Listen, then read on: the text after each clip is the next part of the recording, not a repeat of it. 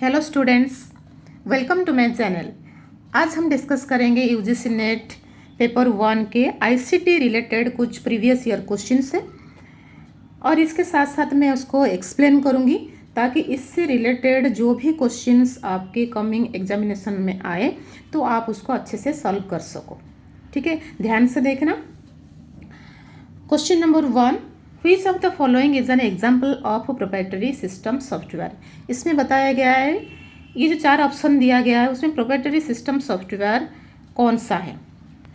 तो आपको मैं पहले बता दूं प्रोप्राइटरी सिस्टम सॉफ्टवेयर होता क्या है।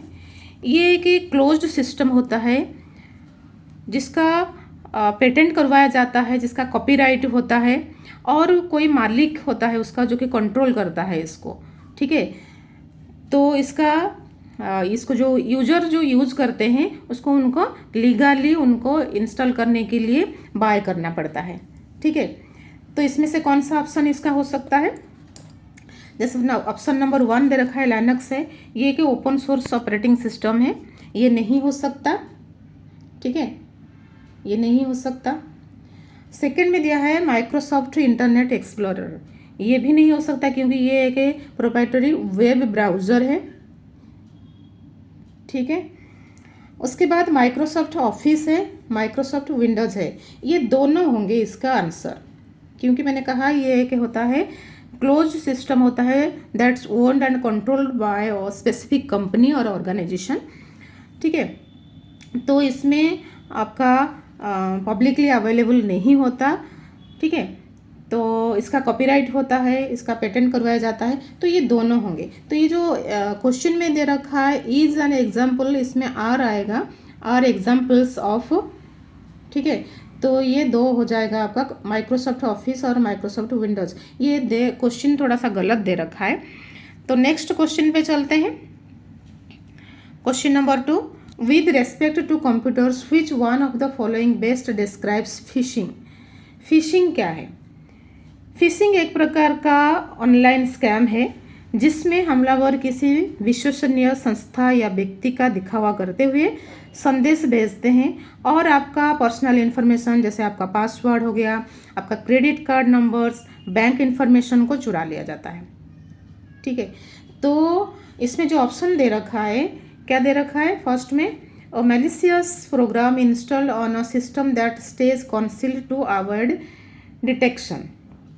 ये आपका नहीं होगा क्योंकि ये आपका आंसर रूट किट का है। रूट किट का मतलब होता है आपका ये कि कंप्यूटर को संक्रमित करने और हमलावर को रिमोट कंट्रोल देने के डिज़ाइन किया जाता है। ये इसको रूट किट से हमलावर जो होता है ना आपके कंप्यूटर सिस्टम को कंट्रोल करता है। ठीक है, तो बी का क्या दे रखा है option, method of bypassing normal authentication procedure over a connection to a network. ये भी आंसर नहीं होगा क्योंकि इसका आंसर आपका इसका मतलब होता है बैक डोर। मैं यहाँ पर आपको लिख देती हूँ, आगे सपोज ऐसे क्वेश्चन आए तो आपको पता होना चाहिए। बैक डोर सपोज पूछ लिया जाए, इसका ऑप्शन ये हो जाएगा। और एक क्या ऑप्शन था, रूट किट, इसको बोलते हैं रूट किट। ठीक है, थर्ड का क्या है, थर्ड का type of unsolicited bulk email of identical message sent to numerous recipients. जब आपके ये आता है ना बल्क ईमेल, ठीक है, तो इसका आपका आ जाता है आंसर आपका स्पैम होता है। ठीक है, तो ये भी नहीं होगा। ऑप्शन डी देखते हैं क्या है, an attempt to acquire sensitive information for malicious reasons by masquerading as a trustworthy entity। तो ये आ जाएगा आपका फिशिंग। ठीक है, अभी समझ में आया, ये रूट किट है। फर्स्ट का बी का हो गया बैकडोर, सी का हो गया स्पैम। ये भी आपको देख लेना है ताकि आगे जो पेपर में हो सकता है कि स्पैम के बारे में पूछ ले, रूट किट के बारे में पूछ ले। अभी चलते हैं next question, question number 3, why would BCC be used in an email. Email में BCC क्यों यूज़ किया जाता है। तो ये BCC जो होता है, BCC का फुल फॉर्म होता है ब्लाइंड कार्बन कॉपी। जब हम ईमेल भेजते हैं ब्लाइंड कार्बन कॉपी। तो हम जो ईमेल भेजते हैं ना, किसी में हम सीसी लिखते हैं, किसी में बीसीसी लिखते हैं, ठीक है, किसी में सीसी किसी में बीसी। तो सीसी का मतलब होता है कार्बन कॉपी, बीसीसी का मतलब होता है ब्लाइंड कार्बन कॉपी। तो ये क्या होता है सॉरी, बीसीसी दिया गया है, allows the recipient to identify all the other recipient in the list when a group email address is used। इसमें क्या होता है, बीसीसी का मतलब होता है ब्लाइंड कार्बन कॉपी ना। तो बीसीसी आप जिसको देते हो तो वो उसके बारे में और किसी को पता नहीं चलता। ये ब्लाइंड कार्बन कॉपी होता है। आप किसी के पास बीसीसी लिख के दे रहे हो तो उसके बारे में और किसी को पता नहीं चलता। तो ये ऑप्शन नंबर 1 हो ही नहीं सकता। तो ऑप्शन बी में क्या है, allows the sender to indicate who the email is for if there is more than 1 recipient. नहीं, ये भी नहीं है, क्योंकि उसके बारे में तो पता ही नहीं चलता। Number C, allows the sender of a message to conceal the recipient. ये वाला conceal the recipient entered in the BCC. जिसके सामने बीसीसी लिखा होता है, जिसके पास आप ईमेल भेजते हो उसके सामने सपोज आपने बीसीसी लिखा है, तो वो क्या होता है, कंसील करता है। उस रेसिपिएंट के पास आप ईमेल भेज रहे हो और किसी को पता नहीं चलता। तो ये आपका आंसर नंबर सी हो जाएगा, ठीक है। और ऑप्शन डी में क्या दे रखा था, allows recipient to be visible. नहीं, ये टू बी विजिबल नहीं है, ये नॉट टू बी विजिबल, ये नहीं हो सकता, ठीक है। देन क्वेश्चन नंबर 4 में चलते हैं। A computer network which is used with in a building is called. Computer network की बिल्डिंग के अंदर जब हम यूज़ करते हैं, एक ही बिल्डिंग में जो कंप्यूटर नेटवर्क हम यूज़ करते हैं, तो उसको क्या बोलते हैं। ऑप्शन ए में दिया है वन का फुल फॉर्म बता देती हूँ। और एक बात आपको याद रखनी है कि जो कंप्यूटर में जो फुल फॉर्म आता है ना, ये आपका पेपर में आ जाता है। कभी कभी खाली जनरली पूछ लेता है कि मैन का फुल फॉर्म क्या है, वन का क्या है। तो ये आपको बता देती हूँ, ये है wide area network. Wide area network. ये ए एन का मतलब होता है एरिया नेटवर्क, ठीक है। आपको सिर्फ याद रखना है डब्ल्यू में क्या है, एम में क्या है, एल में क्या है, एस में क्या है। उसके बाद मैन का मतलब क्या होता है, मेट्रोपॉलिटन एरिया नेटवर्क। मेट्रोपॉलिटन, ये भी आप नोट कर लीजिए, मेट्रोपॉलिटन एरिया नेटवर्क, ठीक है। और लैन में क्या होता है, लोकल एरिया नेटवर्क। और सैन क्या होता है,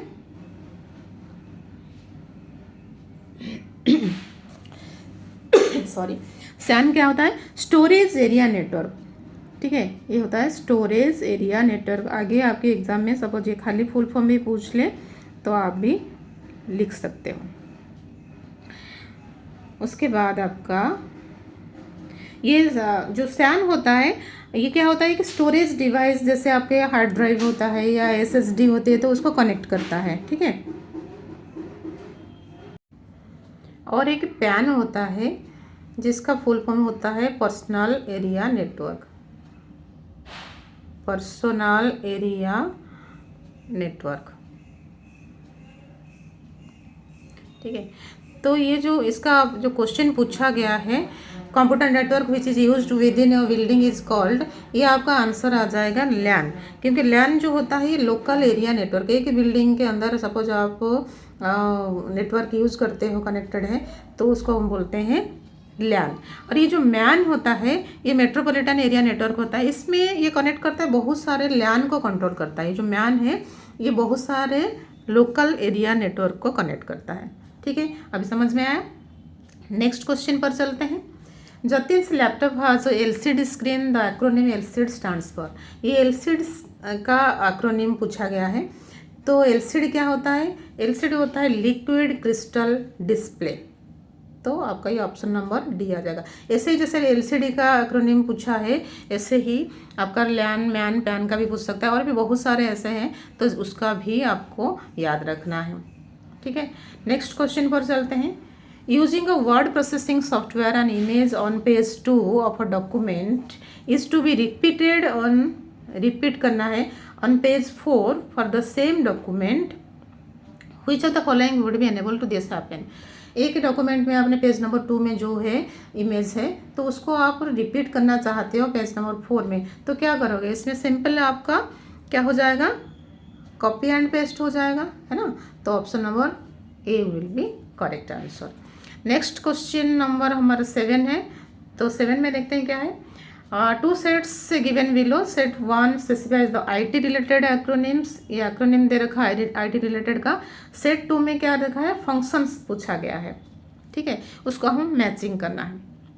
तो जैसे सीपीयू है, सीपीयू का मतलब क्या होता है, सीपीयू होता है सेंट्रल प्रोसेसिंग यूनिट, ठीक है, सेंट्रल प्रोसेसिंग यूनिट। ये क्या करता है सेंट्रल प्रोसेसिंग यूनिट, या आप ऑप्शन से देखो, ऑप्शन में क्या लिखा है, controls all the functions performed by a computers other components, ये आ जाएगा आपका ए का 2, ठीक है। उसके बाद रैम दे रखा है, रैम का मतलब क्या होता है, रैंडम एक्सेस मेमोरी। ये एक प्राइमरी स्टोरेज होता है, लेकिन ये क्या होता है ना, इसमें टेम्पररी रहता है, टेम्पररी स्टोरेज होता है ये। तो ये इसका आ जाएगा आपका option number 3, temporary storage also known as primary storage, ये वाला आ जाएगा बी का 3rd। रोम क्या होता है, रोम होता है रीड ओनली मेमोरी, ये एक बार भी रीड कर सकते हो, लेकिन ये परमानेंटली स्टोर होता है, ठीक है। तो ये इसका option number 4th, permanent storage that is not erased when the computer power is turn, power turn up होने के बाद भी ये इरेज नहीं होता। लेकिन रैम में क्या होता है, पावर टर्न अप कर दोगे तो उसका इरेज हो जाता है। तो ये आपका रोम आ जाएगा नंबर 4th का आंसर इसका। फिर डी में क्या देखा है, एलसीडी, एलसीडी अभी हमने डिस्कस किया था, लिक्विड क्रिस्टल डिस्प्ले। तो इसका आंसर है the type of technology used on a flat screen monitor, ये आपका स्मार्टफोन में, टीवी में आप यूज़ करते हो एलसीडी को, ठीक है। तो आपका ए में हो गया 2, ए में 2 इसमें है, सेकंड में है, थर्ड में है। और बी में क्या है आपका, बी में आपका आ जाएगा राम का होता 3rd, तो आपका 3rd सिर्फ इसी में है, 2 में है, तो answer 2 will be correct, option 2 will be correct, ठीक है। नेक्स्ट क्वेश्चन पर चलते हैं, question number 8। Mohan tales his friends sohan@gmail.com, rohan@yahoo.com and john@gmail.com, date of his birthday party through an email as shown below। Mohan अपने फ्रेंड को email भेजता है और ईमेल में और सबको अलग अलग लिखा है। सोहन के पास क्या लिखा है, 2 लिखा है, सोहन के पास 2 लिखा है, रोहन के पास लिखा है CC, जॉन के पास लिखा है BC। इसका प्रीवियस क्वेश्चन में हमने कहा था ना कि CC मतलब कार्बन कॉपी होता है, BCC का मतलब होता है ब्लाइंड कार्बन कॉपी, और ये तो सब्जेक्ट सबके पास एक जैसा है, ठीक है। तो क्वेश्चन क्या है, which of the following can not be derived from this email, ये ईमेल से आपको क्या पता चल रहा है। जैसे आपका ये 2 दे रखा है, ध्यान से सुनना, 2CC BC, इसमें हम क्या क्यों लिखते हैं और डिफरेंस क्या है इसमें।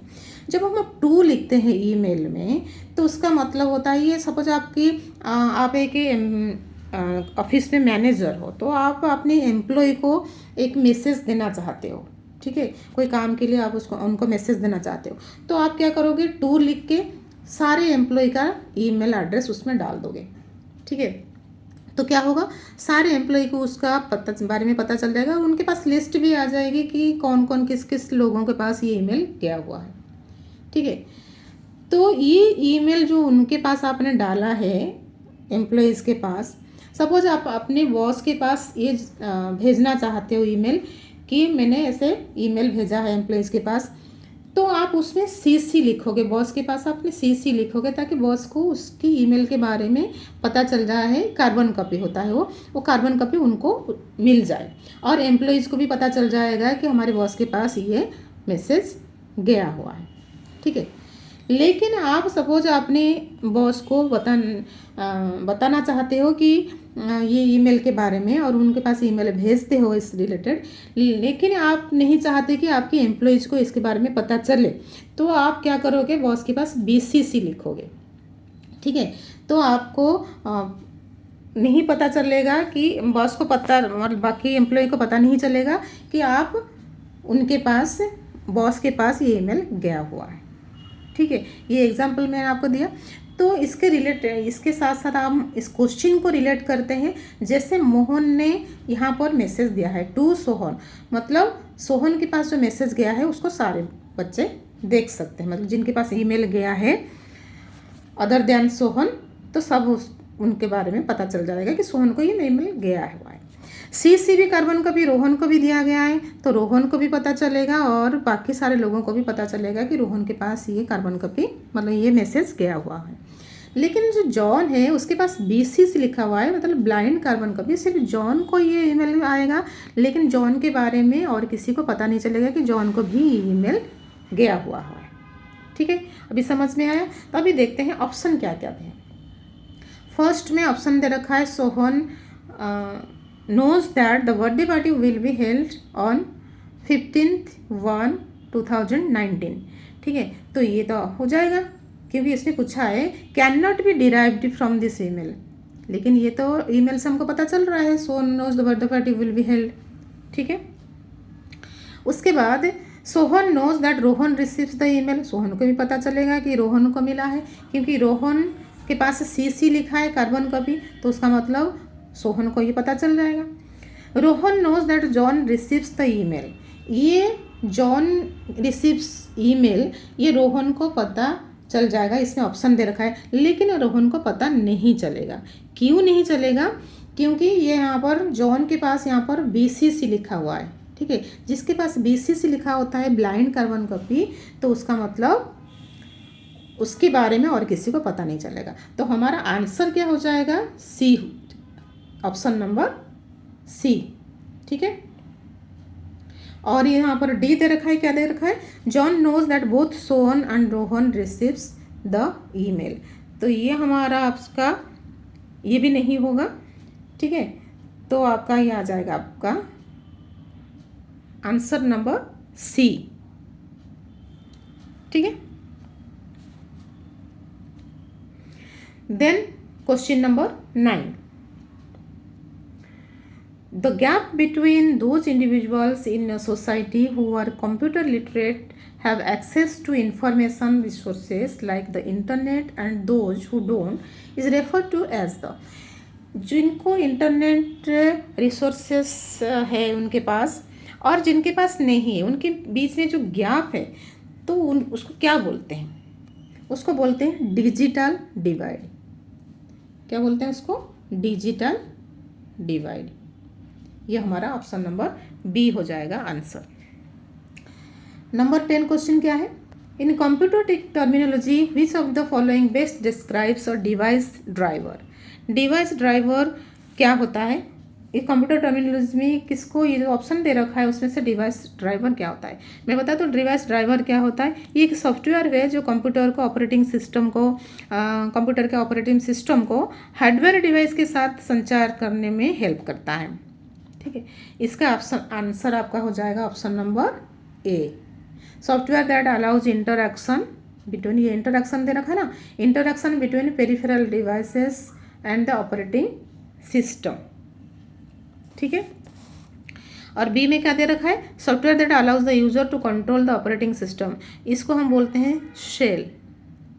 नेक्स्ट सपोज आपका ये आ जाए शेल के बारे में, तो आपका ये आंसर आपका ये है software that allows the user to control the operating system. ठीक है, और ये नेक्स्ट क्या दे रखा है? Hardware that allows interaction between peripheral device and operating system. ये जो ऑप्शन नंबर 1A में दे रखा है software that allows interaction between peripheral devices and operating system, ये हार्डवेयर दे रखा है, ये हार्डवेयर आता है उसका, लेकिन ये सॉफ्टवेयर का पार्ट होता है। ठीक है, तो ये ऑप्शन नंबर C नहीं आएगा। Then hardware that allows the user to control the operating system, ये इसको बोलते हैं UI, यूजर इंटरफेस। ठीक है, तो ऑप्शन नंबर हमारा A will be correct answer. आज के लिए इतना है। आई होप आप लोगों को समझ में आया होगा। तो वीडियो अच्छी लगी तो लाइक करें, सब्सक्राइब करें, बेल आइकन को ज़रूर दबाएं ताकि ऐसे ही आपके लिए मैं वीडियो लेके आऊँ तो आपको नोटिफिकेशन मिल जाए। Thank you for watching.